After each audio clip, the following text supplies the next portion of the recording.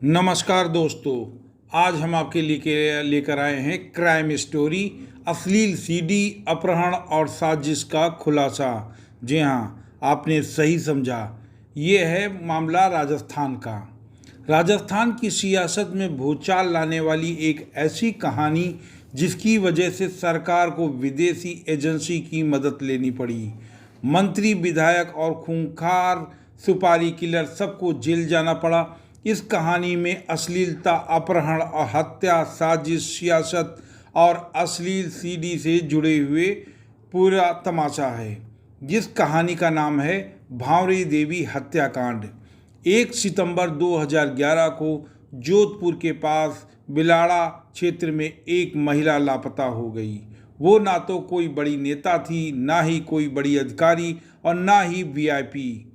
वो सिर्फ एक नर्स थी, लेकिन उसके संबंध कई बड़े बड़े राजनीतिक लोगों से थे। उस महिला का नाम था भांवरी देवी।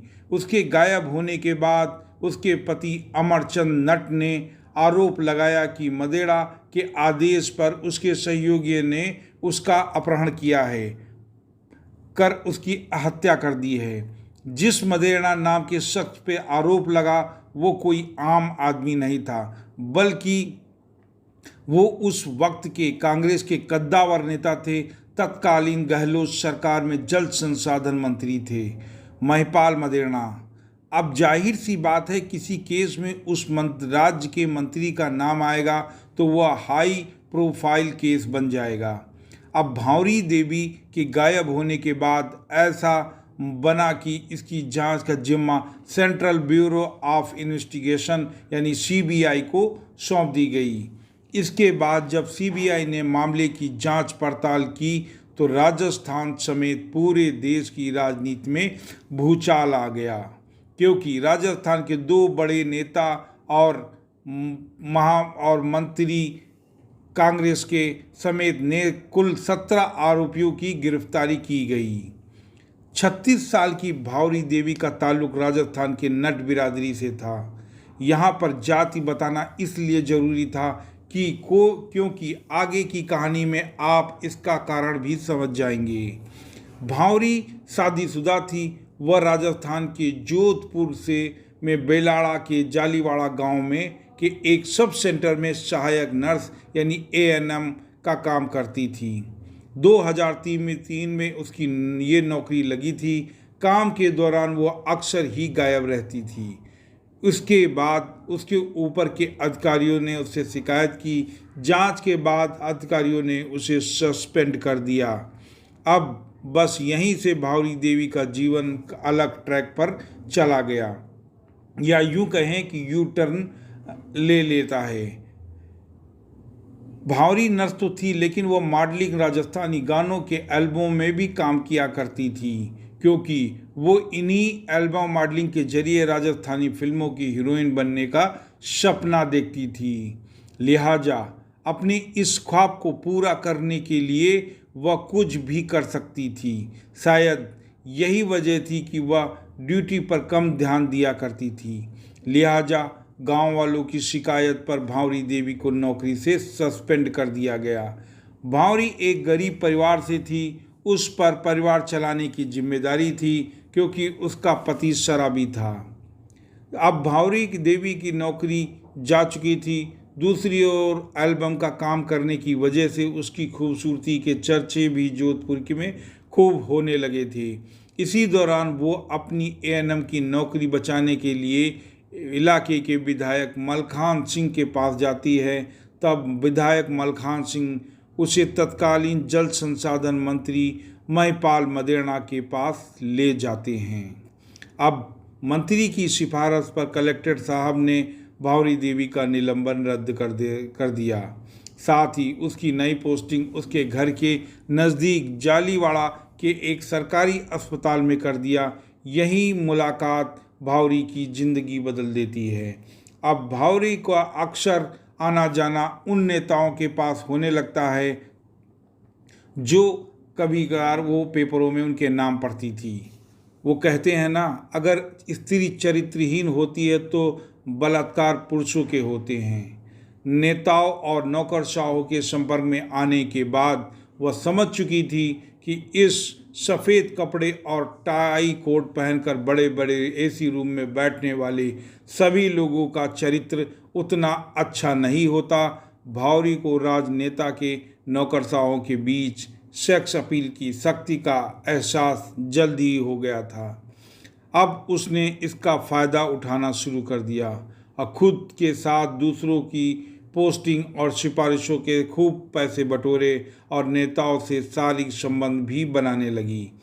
बाद ही कम समय में भावरी जो कहने को तो दाई का काम करती थी, लेकिन बहुत ही ज़्यादा संपत्ति अर्जित कर ली। उसके पास घर, गाड़ी, गहने सब आ गए। उसके बच्चे नामी ग्रामी इंग्लिश मीडियम स्कूल में पढ़ने भी लगे। अब मंत्री विधायक के संगत में कहे या उठना या बैठना कहें या फिर उसके साथ उनके अवैध संबंध कहें, इन्हीं के संबंधों के बल पर भावरी भी सत्ता के गलियारों में चर्चा का विषय बन गई। बगैर ड्यूटी पर जाए ही हर महीने की सरकारी तनख्वाह मिल रही थी, जबकि मंत्री मदेरणा और विधायक मलखान सिंह जैसे लोगों से उसके रिश्तों को लेकर दबी जुबान में लोग चर्चा तो करते थे, लेकिन सत्ता का चरम सुख भोग रहे लोगों को देख सभी चुप रहने में अपनी भलाई समझने लगे। अब यहाँ पर हमें मुस्तफ़ा खां शेख्ता का द्वारा लिखा गया एक शेर याद आता है। हम तालिब ए शोहरत, हमें नंग से क्या बकाम, बदनाम अगर होंगे तो क्या नाम ना होगा। भावरी देवी का भी हाल कुछ ऐसा ही था। उसने 20 साल 2010 तक जमकर सत्ता का सुख भोगा और लेकिन बात तब बिगड़नी शुरू हो गई जब उसके शौक बढ़ने लगे, ख्वाहिशें बेलगाम हो गईं। तो वह अब फिल्मों की नहीं बल्कि राजनीति में कदम रखना चाहती थी और वह टिकट मांगने के लिए मलखान सिंह बिश्नोई और मंत्री मदेरणा के साथ अपने संबंधों के एवज में विधानसभा का टिकट मांगने लगी। जब उसने उन लोगों ने उसे टिकट देने से मना कर दिया, तब भावरी ने षड्यंत्र रचना शुरू कर दिया और अपने अवैध संबंधों की वीडियो, जिसे सेक्स सीडी कहा गया, बनाना शुरू कर दिया। इस जाल में मदेरणा और मलखान फंस गए। इसके बाद भावरी ने उन्हें ब्लैकमेल किया करना शुरू कर दिया, तो दोनों उससे दूर भागने लगे। जो बात भावरी को अच्छी नहीं लगी, तब भावरी जोधपुर से जयपुर जा पहुंची और भाजपा नेता से संपर्क साधा। यहीं पर उसने कुछ नेताओं से यह भी खुलासा किया उसके पास ऐसी सीडी है जिससे कि कांग्रेस की राजस्थान सरकार रातों रात गिर सकती जाएगी। ये बात मीडिया तक पहुंच गई। कुछ लोगों ने तो ये तक चला दिया कि ये कोई सेक्स सीडी है। जब इस बात की जानकारी मंत्री विधायक को लगी तो वह दौड़े दौड़े भावरी से सुलह करने आ गए। मीडिया के मुताबिक तीनों के बीच समझौता हुआ कि भावरी उस सीडी के बदले मंत्री जी उसे 60 लाख रुपए देंगे और भावरी को अब चुप रहना होगा।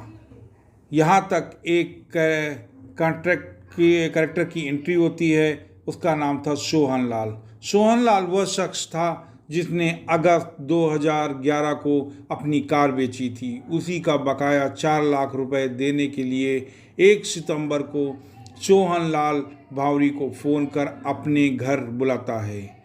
जब भावरी घर से निकलती है तो कभी वापस नहीं आ पाती है। तकरीबन 12 दिनों तक भावरी गायब रही। जब परिवारजनों को इसका कोई सुराग नहीं मिला तो उसका पति अमरचंद थाने पे जाकर उसकी गुमशुदगी की रिपोर्ट लिखवा देता है। यहाँ पर अमरचंद अपनी पत्नी के गायब होने के पीछे राजस्थान के तत्कालीन जल मंत्री महिपाल मदेरणा को जिम्मेदार ठहराता है। जैसे ही मंत्री का नाम इस मामले में सामने आता है, राजस्थान समेत पूरे देश की राजनीति में हड़कंप मच जाता है। पुलिस हरकत में आती है, लेकिन मंत्री विधायक का नाम सामने आने पर पुलिसिया कार्रवाई बस कार्रवाई की ही लगती है। इस मामले का पूरा विपक्ष हंगामा करने लगता है। दबाव में आकर सरकार ये केस सीबीआई को सौंप देती है।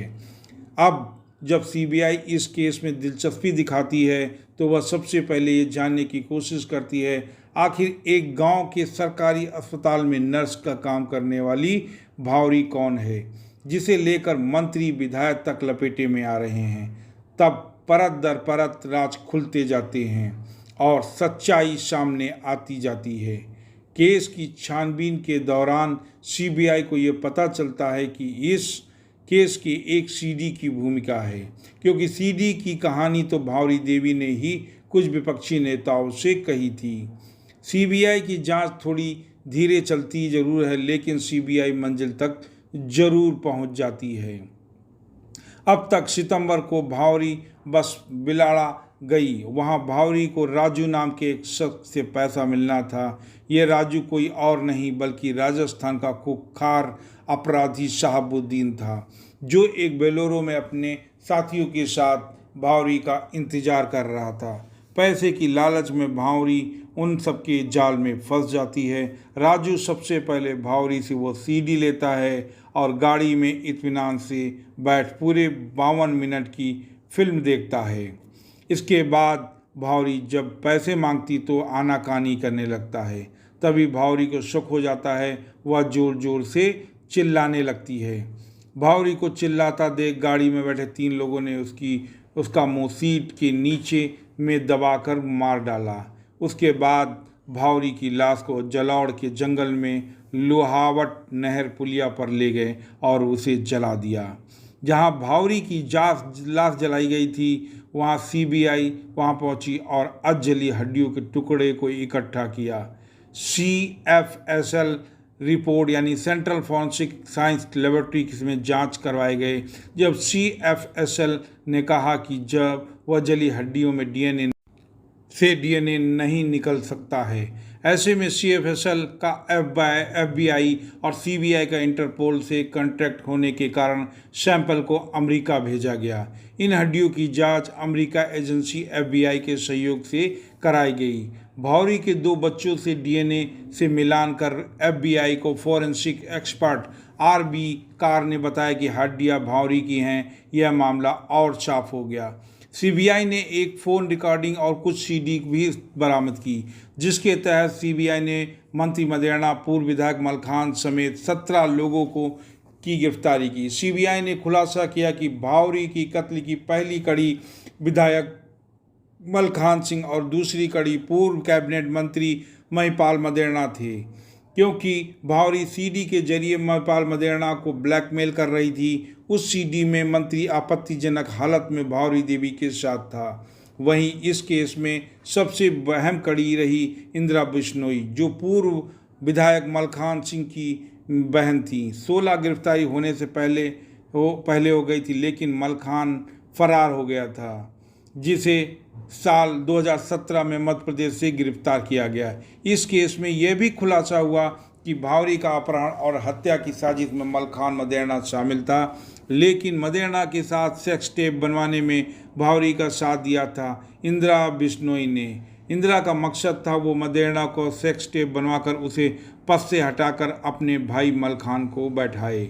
वहीं सीबीआई रिपोर्ट में ये बताया गया कि भावरी देवी मलखान बिश्नोई पर यह दबाव दे रही थी कि पब्लिकली वह स्वीकार करे कि भावरी की छोटी बच्ची का पिता मलखान है, साथ ही उसकी छोटी बेटी की शादी खुद कराए और 20 किलो सोना और 50 लाख रुपए खर्च करे।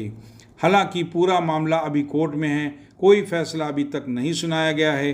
हालांकि अक्टूबर 2021 में इस केस के मुख्य आरोपी महिपाल मदेरणा की मृत्यु हो चुकी है, जबकि कई आरोपी जेल से बाहर आ चुके हैं। ओवरऑल इस कहानी में लालच बुरी बला है, यह हमें सीखने को मिलता है। आपकी जितनी लिमिट हो उतने तक रहें, आप अपने कदम ज़्यादा आगे न फैलाएं। और यही कहानी भावरी देवी के साथ हुआ। भावरी देवी की महत्वाकांक्षा, लालचपन उसे मौत के घाट तक पहुंचा दिया, और वो जो सुखी पूर्वक जीवन बिता रही थी उसमें भी उसके ग्रहण लग गया। और कहते हैं राजा की न अगाड़ी अच्छी न पिछाड़ी अच्छी। उसकी लिमिट नहीं थी उतनी, फिर भी उसके एम्बिशंस बहुत ज़्यादा थे। अगर किसी को कोई टिकट देता है तो पहले उसका बैकग्राउंड देखा जाता है कि उसकी क्या बैकग्राउंड था, जबकि भावरी देवी का कोई साधारण बैकग्राउंड नहीं था, वो साधारण बैकग्राउंड था। और महिपाल मदेरणा वर्तमान में कैबिनेट मंत्री थे और मलखान सिंह वर्तमान में विधायक और मंत्री की बराबरी कर रही थी भावरी देवी। भावरी देवी को इसकी कीमत अपनी जान देकर चुकानी पड़ी। उम्मीद करते हैं आपको ये वीडियो अच्छी लगी होगी। अगर वीडियो अच्छी लगी तो प्लीज़ चैनल को सब्सक्राइब करें, शेयर करें, बेल आइकन को ज़रूर प्रेस करें और मिलते हैं एक नए ट्रेंडिंग क्राइम स्टोरी में। बने रहिए हमारे चैनल पर। हमारा चैनल है क्राइम स्टोरी, जो कि आपको अच्छी अच्छी क्राइम ट्रेंडिंग स्टोरी और समाज में जागरूकता ला रहे हैं इन क्राइम स्टोरी को बता करके, जिससे आप लोग जागरूक होइए, अपने अगल बगल होने वाले अपराधों को रोकिए और उससे पहले हमारे चैनल को ज़रूर सब्सक्राइब और शेयर करें, जिस